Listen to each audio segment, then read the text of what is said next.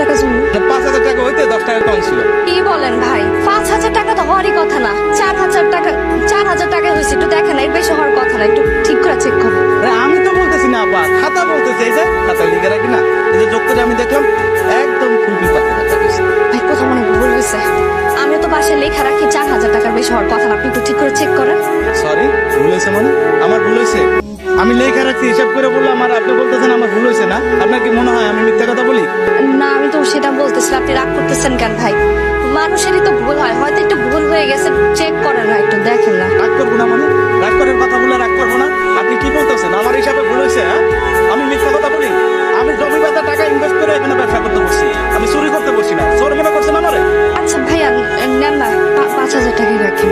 আবার বিশ্বাসটা রাখেন। আপনি আমার দোকানে সদাই খান কি আজকে? হ্যাঁ, কতদিন ধরে সদাই খান? কখনো দেখছেন আমার হিসাবে ভুল হয়েছে? বিশ্বাসটা হয়েছে আসল আপা। আচ্ছা আসি। বাহ, দাঁড়ান। আপনারা দেখে মনে হচ্ছে খুব টেনশনে আছেন। ওই যে চোখের নিচে কালি পড়ে গেছে। শিরে, আমার তার নতুন একটা ক্রিম আছে, এটা মাখলে আপনি নায়িকার মতো সুন্দর হয়ে যাবেন না? এটা দাম দেওয়া লাগবে না, ফ্রি, আমার পক্ষ থেকে ফ্রি। লাগবে না ভাইয়া, এটা নিয়ে যাই। আরে নেন না, এটা দাম লাগবে না তো আপা, ফ্রি। আমার লাগবে না ভাই। সমস্যা কি আপনার? 2 মাস ধরে আপনি ভাড়া দিতেছেন না। আপনি কি পাইছেন মিয়া? দরজাটার মধ্যে এসে লক করলে আপনার ছেলে দরজাটা খুলে দেয়, আপনার নাই। আপনার কই গেছেন? বিছানা কান দিয়ে গেছে। এই মিয়া, আপনি কোন বিছানায় গিয়ে কান দেন?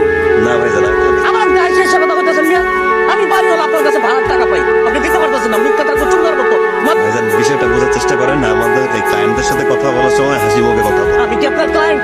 শুনুন আরিফ সাহেব, একটা কথা কই। এই সামনের মাস আমি বুঝি না। ফকিরি টেকুনি ভাড়াটি আমার পছন্দ না। আপনি এই মাসে আমার ভাড়াটা দিবেন, আর যদি ভাড়া না দিতে পারেন আগামী মাসে পুরো ভাড়া দিয়ে আপনি এই মাসে ছেড়ে যাবেন না। এতগুলো কথা শোনা গেল, তারপর হাসতেছো। তুমি কিভাবে পাবো বলো তো?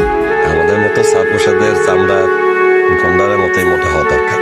দেখো, আমার মতো মাস্টার্স পাস করা ছেলে চাকরি খুঁজতে কত মানুষের লাঞ্ছনা গঞ্জনা সহ্য করতে হয়েছে। তুমি তো জানোই, এখন সব শুয়ে গেছে। এখন আর কিছু গায়ে লাগে